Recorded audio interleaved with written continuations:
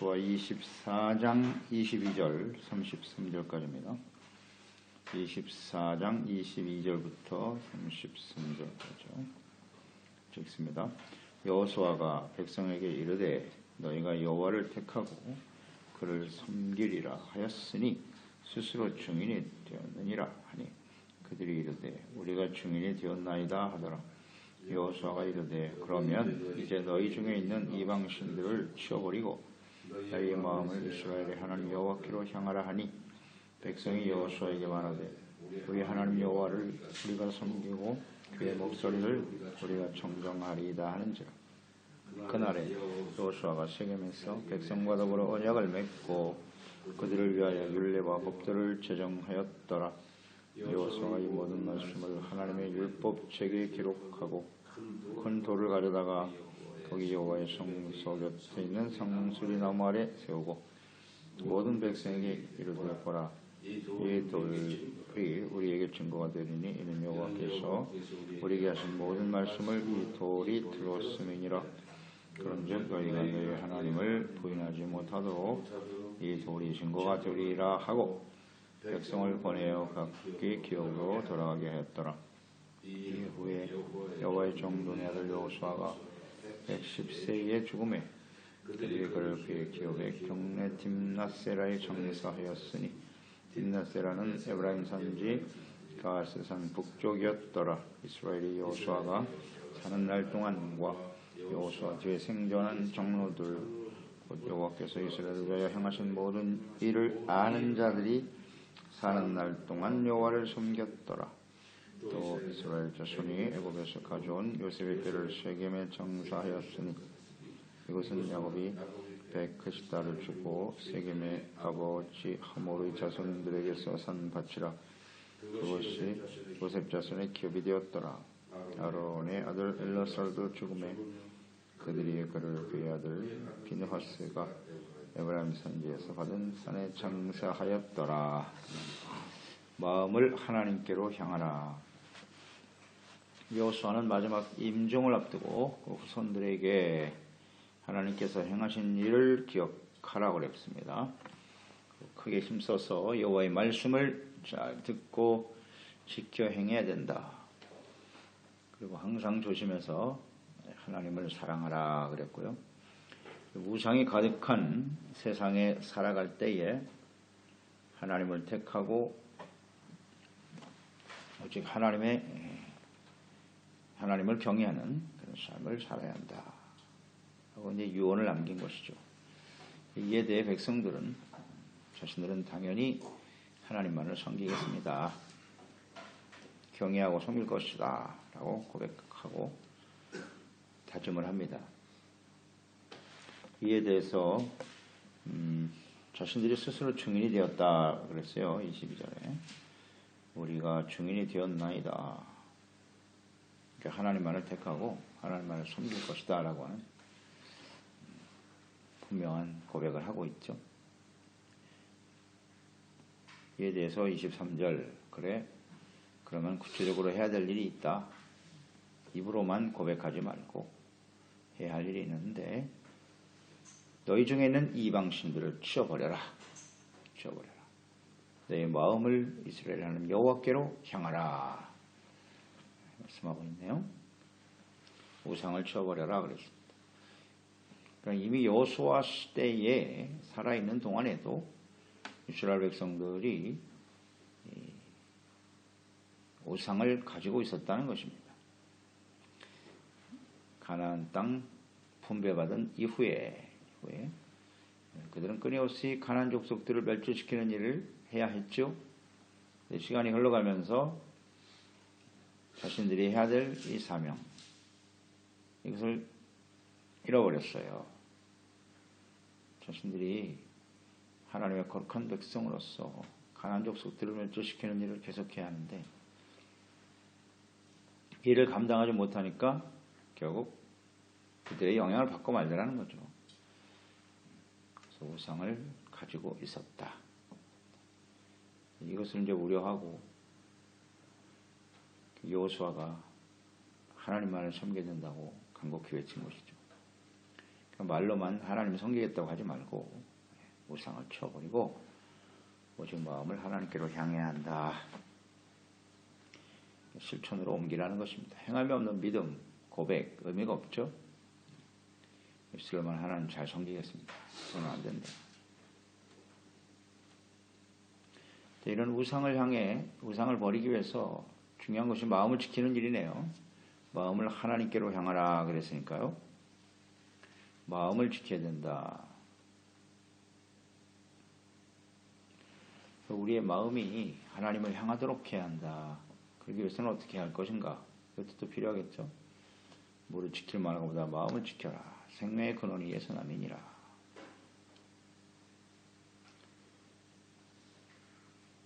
마음을 하나님께로 향하라.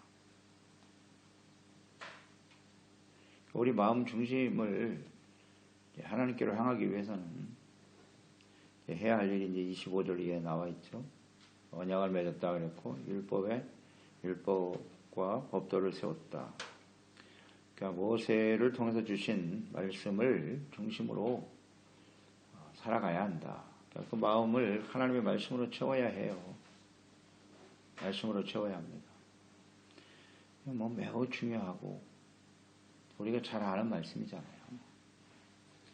우리 마음속에 하나님의 말씀이 계속해서 채워지고 들려지도록 해야 합니다. 주님을 바라보아야 되는 거니까요. 우리 중심으로부터. 26절로 이어지죠. 이 모든 말씀을 하나님의 율법책에 기록하라. 돌들을 가져다가 거기 여호와의 성소 곁에 상수리나무 아래 세워라. 이 돌이 우리에게 증거가 될 것이다. 이 모든 말씀을 이 돌들이 들었다. 그 돌을 세워서 그 돌이 이제 증거가 되는 거예요. 하나님 앞에서 이스라엘 백성들이 하나님만을 섬기겠다라고 하는 그런 증거들이, 약속들이 증거가 된다. 돌을 세워서 언약을 삼았다. 율법책을 기록하고. 그러니까 우리 하나님의 말씀이 항상 우리의 마음속에 잘 세워지도록 해야 한다. 돌에 새겨진 말씀 사실 믿을 수가 없죠. 우리 마음에 새겨야죠. 하나님의 말씀을 우리 신비에 새기는 일을 힘써야 합니다. 힘써야 해요. 그래서 하나님을 향하여 우리의 마음에 하나님을 향하기 위해서는 주님의 말씀을 죄하러 묵상하는 일을 계속해야 합니다. 계속해야 합니다. 그 방법밖에는 없어요. 다른 방법이 없습니다. 하나님의 말씀을 날마다 들어야 돼요.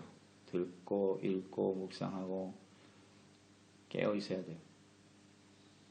말씀 앞에 하나님 앞에 깨어 있어야 되죠. 기도, 말씀, 예배의 삶이 우리 중심이 되어야 된다. 그러니까 이런 것들 마음을 향하라고 하는 것이니까 빌립보서 2장에는 무엇을 바라볼 것이냐, 위에서 부르신 부름의 상을 쫓아 표대를 향하여 끊임없이 달려가라 그랬거든요. 우리의 마음은 뭔가를 향해서 달려가요. 지향점이 뭐니, 목표가 뭐냐, 삶의 우선순위가 뭐냐, 관점, 이런 것들을 생각해야 돼요. 이게 다 마음에서 일어나는 거죠. 무엇을 바라보고 있는가, 무엇을 소망하고 있는가, 무엇이 우리의 삶의 중심인가. 오늘도 우리를 움직이게 하는, 뭔가 살맛나게 하는, 마음에 어떤 기쁨을 얻게 하는 이런 일들이 무엇인가, 이런 걸 잘 정리해 봐야 돼요. 마음에서 일어나는 것. 사랑, 소망, 믿음이죠. 사실. 나는 무엇을 믿고 의지하며 살아가는가, 어떤 것을 더 사랑하고 따르고 있는가. 그러니까 우리의 마음에 차지하는 비중이 있잖아요. 어떤 것이 우리의 마음을 많이 차지하고 있는가, 이런 것들을 수시로 점검해 볼 필요가 있어요. 그게 하나님의 말씀이 중심이 되고 하나님을 향하여 있다라고 하는 것, 방향성, 삶의 우선순위, 목표, 표대잖아요. 표대. 이런 걸 잘 점검해 봐야 하겠습니다. 중요한 문제입니다. 하나님 말씀으로 채우지 않으면요, 무엇으로 채워지겠습니까? 자기 자신의 생각과 세상에 있는 것들로 채워지겠죠. 너무나 당연한 겁니다. 너무나 당연한 겁니다. 하나님의 말씀을 가까이 하지 않고 주야로 묵상하지 않는다면 우리는 결국 비극적인 결말을 맞이하게 되겠죠. 사사시대가 될 겁니다. 이걸 우려해서 지금 여호수아가 인생을 마감하면서 간곡히 부탁하고 있는 겁니다. 하나님을 향해야 된다. 너희 마음. 말씀으로 채워야 한다. 그래서 우리는 하나님의 말씀을 가까이 하는 일을 절대 게을리해서는 안 되겠습니다. 예, 다른 방법이 없어요.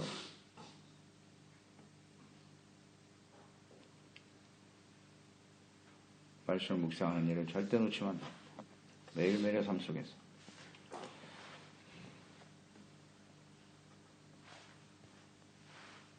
돌들을 세워라. 이 돌이 여러 세대의 의미가 있는데요. 모세도 죽을 때 그 율법을 어디에 기록했어요? 돌에 기록했습니다. 그리고 거기다 회를 칠했어요. 회를 칠하고. 제발 이 말씀을 잊어서는 안 된다. 마지막 죽음, 모세의 죽음도 결국 말씀 남기고 간 거예요. 말씀 지켜야 너희들이 가나안 땅 가서 승리하게 되고 너희 날이 창고하리라. 또 요단을 건넌 다음에 이제 돌을 세웠죠. 네, 기억나시죠? 돌을 세워라. 요단강에서 돌을 취하여 12돌을 취하여 세웠다. 길가리다. 하나님이 요단을 어떻게 건너게 하셨는지. 기억하라는 거예요. 잊지 말라는 얘기거든요. 기억하고 잊지 말라. 그러니까 우리의 마음을 항상 이렇게 깨워야 된다. 잊지 않도록. 우리는 쉽게 잊어버리거든요. 하나님의 은혜와 역사를. 우리가 하나님의 말씀을 주야로 묵상해야 되는 이유는 잊지 않도록 하기 위해서. 하나님을 기억하고.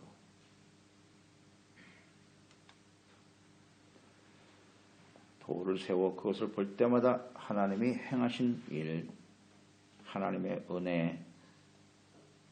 우리 이건 잘 보았죠? 하나님께 가나안 땅을 정복하게 된 것은 하나님의 그 약속이 성취된 것이고 또 하나님의 능력으로 된 것이죠. 하나님이 승리하게 하셨고 하나님의 능력으로 하셨고 결국 하나님이 함께 하셔서 이룬 역사거든요.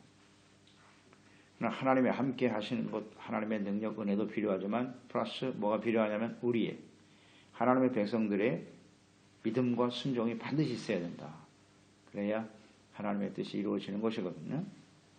그러니까 하나님의 은혜의 역사, 함께 하시면서 주님의 나라를 세워가는 그 하나님의 전능하신 능력으로 승리하게 하시는 그 하나님은 지금도 변함이 없으십니다. 변함이 없으세요. 문제는 우리거든요. 거기에 플러스 우리가 어떻게 반응하느냐. 이것이 매우 중요한 거예요. 그 마음을 하나님께로 향하라는 것은 하나님 말을 믿고 의지하고 순종함에 따르는 사람이 되라는 거죠. 그러면 하나님이 함께 하셔서 가나안 땅의 삶이 장구하리라 그러시죠. 가나안 땅 정복 끝이 아니라 시작이죠. 시작입니다. 하나님의 나라의 시작이다 하는 것을 잊지 말아야 해요. 하나님을 향하여 살아가야 한다.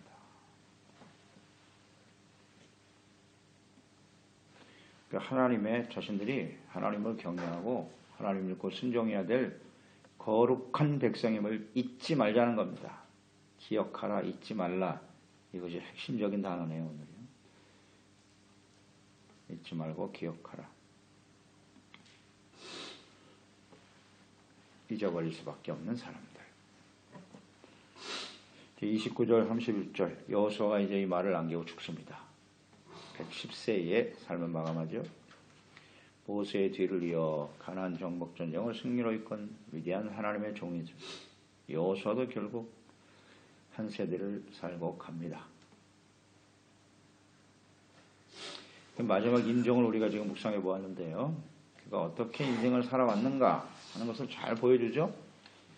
마지막에 남기는 말이 아주 중요한 거예요. 그의 인생. 어떤 말을 남기고 가야 하는가. 그러니까 오직 하나님 한 분만을 경외하겠다 라는 고백을 하잖아요. 마지막까지 하나님을 경외하고 섬기며 순종했던 사람, 신실한 종 여호수아. 그러니까 여호수아의 생애를 보면 거의 완벽한 삶을 살았다고 보여져요. 여호수아는요. 그렇지 않습니까? 다른 사람들보다 뭐 크게 타락하거나 실패하는 그런 일이 없이 마지막 순간까지도 하나님을 경외하며 살아왔던 세대였다.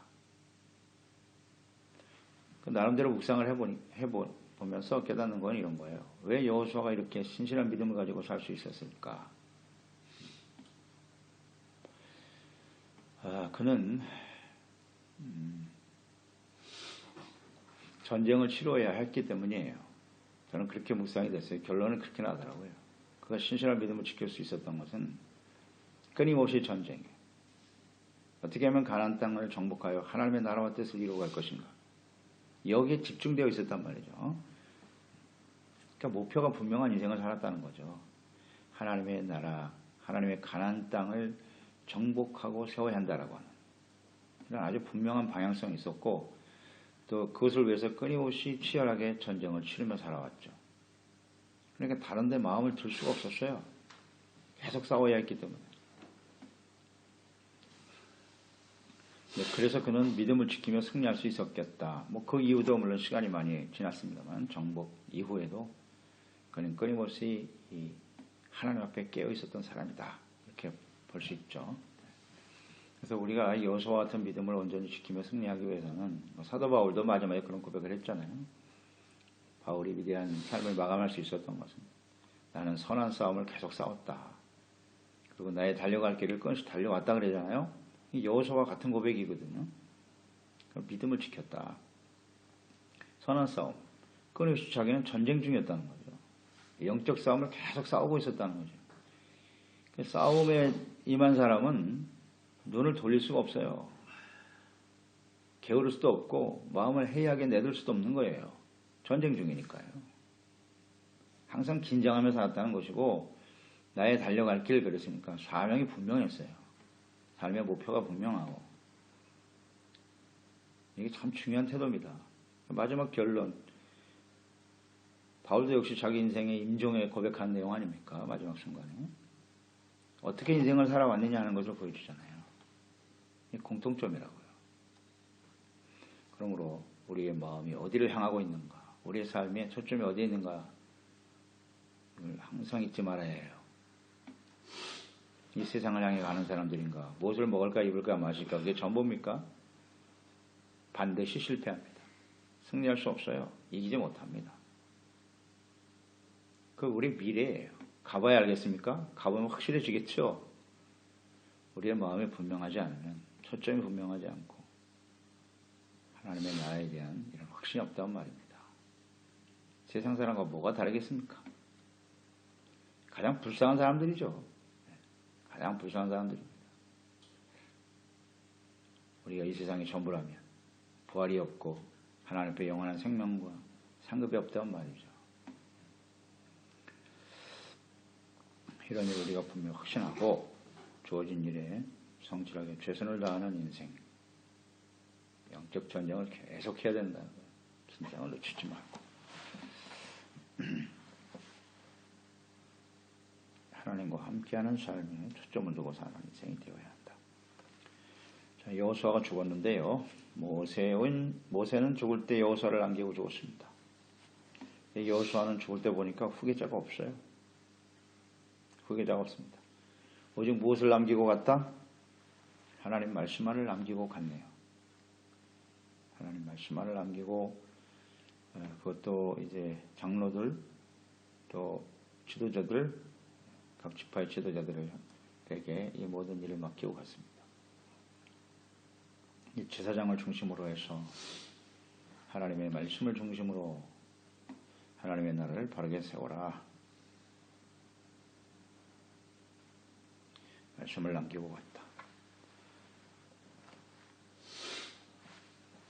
하나님의 구원을 경험한 세대들, 이제 하나님의 함께 하심을 경험한 세대들이 여호수아와 이제 마지막 절정의 엘라살 제사장의 죽음이 나오죠. 이들이 다 죽음으로써 그 이후의 세대가 어떻게 될까? 이런 걸 우리는 생각하게 되는 겁니다. 하나님이 함께 하셨고 음성을 들었던 사람들이고요. 친히 인도하심을 받았죠. 또 가나안 땅 정복 전쟁의 승리로 이끌어 가시는 하나님을 경험한 여호수아와 그 세대들. 죽은 이후에 이스라엘은 어떻게 될까? 이게 참 문제죠. 그러니까 신앙의 계승, 이 계승의 중요성을 우리는 생각하는 겁니다. 계승의 중요성. 우리 한 세대를 살고 그 이후의 세대는 어떻게 될 것인가? 우리 자녀 세대들에 대해서 우리는 관심이 제일 크잖아요. 그들이 어떤 인생을 살게 될 것인가? 이 하나님을 알고 경험하고 깨닫는 세대가 되어야 할 텐데 그렇지 못하다는 거. 이것이 이제 문제죠. 31절에 이스라엘이 여호수아가 사는 날 동안과 여호수아 뒤에 생존한 장로들 곧 여호와께서 이스라엘을 위하여 행하신 모든 일을 아는 자들이 사는 날 동안 여호와를 섬겼더라. 여운이 남죠. 이 하나님을 경험한 세대들이 있는 동안에는 하나님을 섬겼는데 그 이후의 세대들이 하나님을 바르게 섬길 수 없을 것이라는 암시가 들어 있습니다. 그러니까 하나님을 경험한 세대, 이것이 매우 중요하죠. 그래서 우리는 끊임없이 우리 자신뿐만 아니라 우리 자녀 세대들이 하나님과 인격적인 교제와 만남이 있을 수 있도록 끊임없이 기도하며 강구하고 가르쳐야 돼요. 하나님을 만나야 합니다. 이런 하나님의 은혜가 임할 수 있도록 우리는 힘써야 되는 거죠. 이게 가장 크게 힘써야 될 부분이 후대들에게 하나님을 만날 수 있도록 하라. 하나님을 경험하는 세대들이 중요하거든요. 이들은 그래도 그동안 하나님을 잘 섬겼다. 잘 가르치고 하나님 중심의 삶이 되도록 해야 합니다. 그래서 우리가 크게 힘써야 될 일이 무엇인가?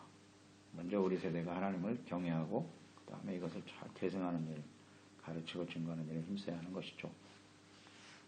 이게 우리의 삶의 중심이 되어야 할 거예요. 그 이후의 세대들,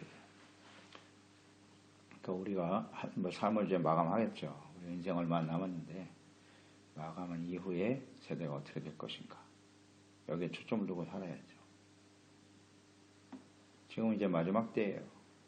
우리 세대 아니면 우리 자녀 세대 예수님 모시겠죠. 분명히 이제 이 세상이 마감이 될 텐데 어디에 우리는 초점을 두고 살아야 할까요? 생각해 봐야 합니다. 32절, 33절 애굽에서 가져온 요셉의 뼈를 세겜에 장사했다. 이때 장사를 하게 되네요. 요셉, 믿음의 사람이죠. 그가 죽으면서 한 예언이 비록 나는 애굽에서 이렇게 인생을 마감하지만 너희들은 가나안 땅에 들어가게 될 것이다. 그러니 갈 때에 나의 뼈를 가지고 가라 그랬습니다. 가지고 가라. 그렇게 유언을 남겼거든요. 그러니까 이 요셉은 믿음의 사람이에요. 하나님의 말씀이 반드시 성취될 것이다. 너희들은 애굽에서 영원토록 사는 게 아니야. 가나안 땅을 바라보고 살아가야 한다. 이 메시지를 남기고 죽었잖아요. 믿음과 소망, 하나님께 두고 살았던 사람. 그 유언의 말씀이 지금 성취가 되죠? 말씀이 성취되었네요. 이때에 세겜 땅에 장사하였더라. 말씀대로 이루어졌네요. 말씀을 우리가 어디에 두고 살아가느냐 하는 것은 대단히 중요합니다.